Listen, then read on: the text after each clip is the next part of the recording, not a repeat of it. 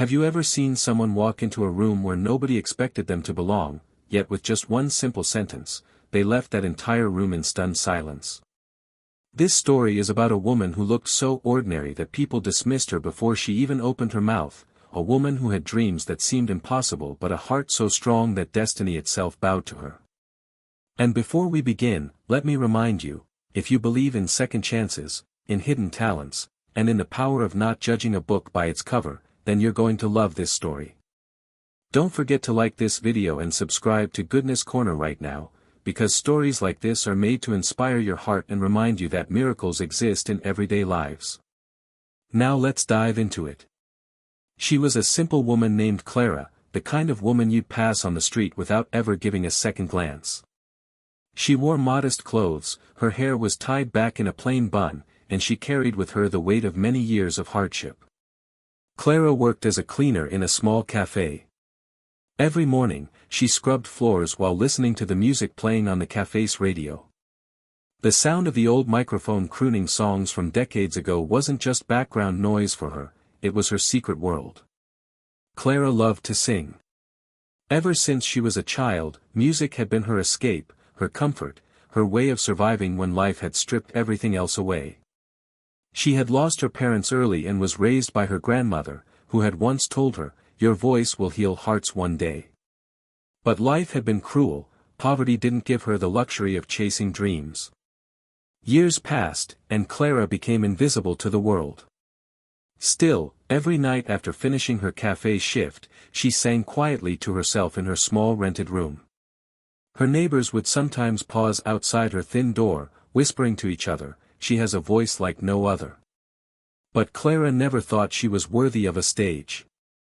Until one day, fate opened a door. It started with a flyer she found crumpled in the trash bin of the cafe. It was for a casting call, a singing competition that promised to find the next big voice. The flyer announced, "Do you have what it takes to move the world with your voice? Come audition this Saturday." Clara's heart skipped.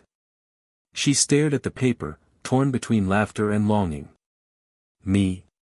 On a stage?" she whispered. For days, she couldn't shake the thought. She looked at herself in the cafe mirror, worn clothes, tired eyes, hands rough from scrubbing floors. Who would even take her seriously?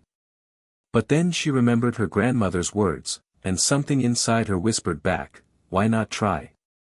Saturday came. Clara wore her cleanest dress, though it was faded and a little too loose. She didn't have makeup, just a touch of lip balm. She tied her hair neatly and clutched the flyer like it was a ticket to another universe.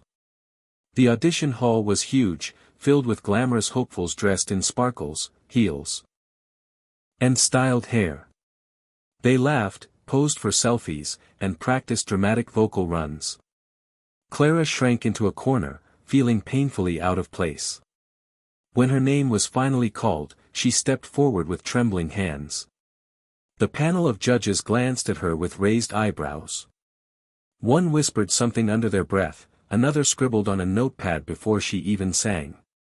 The audience waiting for their turn smirked, some even giggled.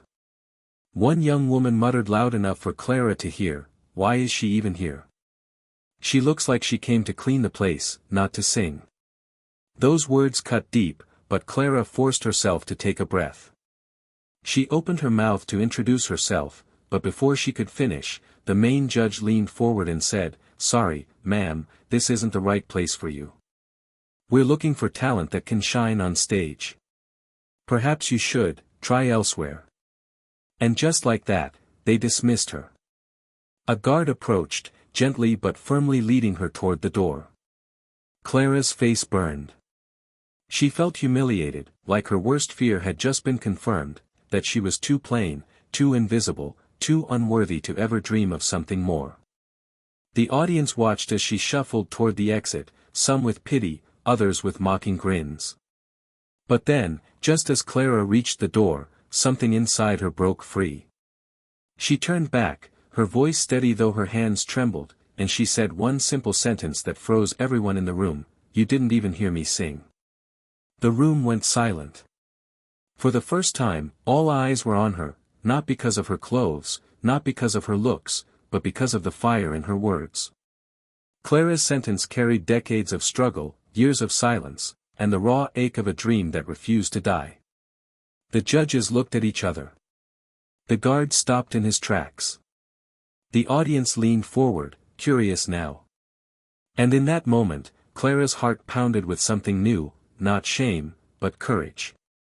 She thought of her grandmother, of every night she had sung to walls that never clapped, of every morning she had pushed her dreams aside just to survive. This was her moment, and she wasn't going to leave without trying. She took a step back toward the stage, her eyes shining with determination. The judges didn't stop her this time. The main judge sighed, almost reluctantly, and said, "Fine.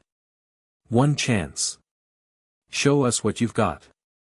Clara's hands shook as she gripped the microphone. The audience whispered among themselves, expecting her to embarrass herself. But then she closed her eyes, drew in a breath, and began to sing. The first note that left her lips was pure, rich, and haunting. The sound floated across the hall like a prayer, so soft yet so powerful it made people shiver. The whispers died instantly. Her voice swelled, rising like a tide, filling every corner of the room with warmth and sorrow and hope all at once. It wasn't the flashy kind of singing people used to show off, it was real, raw, the kind of sound that touched your soul and reminded you of your own hidden pain and joy. By the time she reached the chorus, even the judges had forgotten to take notes. Tears glistened in the eyes of strangers who had mocked her minutes before. When the final note lingered in the air, Clara lowered the microphone with shaking hands. The silence that followed was heavy, sacred. And then, applause. Thunderous, unstoppable applause.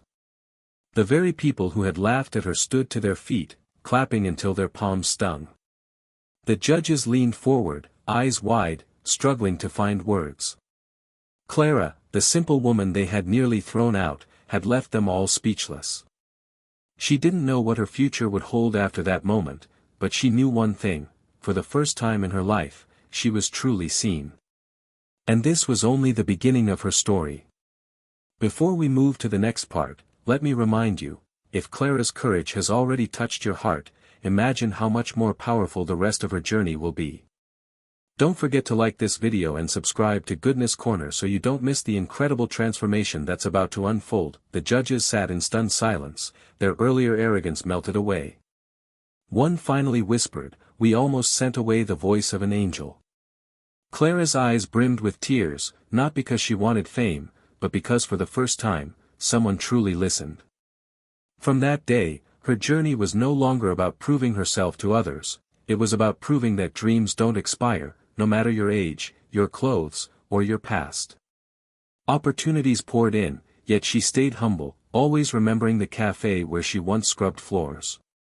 And when she finally stood on the grand stage months later, the same audience that had mocked her rose to their feet before she even sang, already knowing they were about to witness something extraordinary. Clara smiled, whispered, "This is for my grandmother," and began to sing again. If this story touched your heart, like this video and subscribe to Goodness Corner for more.